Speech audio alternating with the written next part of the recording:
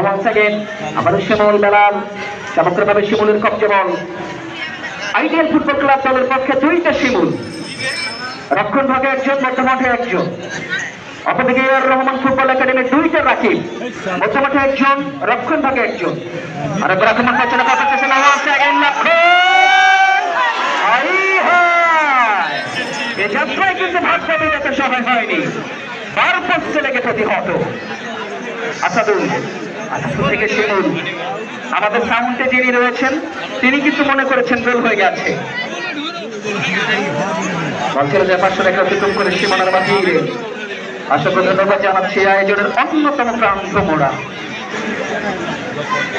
জনাব মোহাম্মদ মামুন ইসলাম, সম্মানিত সভাপতি, প্রধান পৃষ্ঠপোষক জনাব অ্যাডভোকেট মোহাম্মদ সারওয়ার হোসেন মেহেদী মহোদয়। চমৎকার একজন মানুষ, ক্রিয়াঙ্গনের মানুষ, তিনি স্টেজে বসে রয়েছেন, শুভকামনা থাকবে তার জন্য।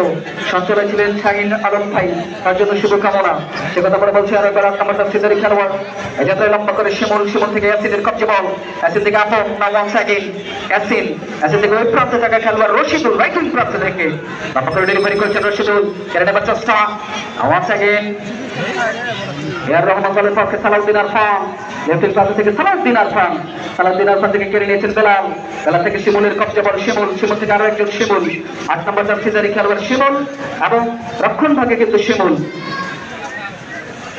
3 নম্বর সিজারি খেলোয়াড় বেলাল, বেলা থেকে মধ্যমাঠে ইয়াসিনের উদ্দেশ্যে, ইয়াসিন রেখেছে নিয়ন্ত্রণে, ইয়াসিন থেকে আবারও আসাদুল, আইডিয়াল ফুটবল ক্লাব রানীর বন্দর, রানীর বন্দর দলের পক্ষে ইয়াসিন, ইয়াসিন বর্তমান সময় আক্রমণ ভাগের বিচক্ষণ সেনানি ইয়াসিন, ইয়াসিন থেকে মিতু, 9 নম্বর সিজারি খেলোয়াড় মিতু রেখেছে নিয়ন্ত্রণে, মিতু বিপদ সীমানায় লম্বা করে শট, অঞ্চলে যে গোলদের অতিক্রম করে সীমানার বাহিরে।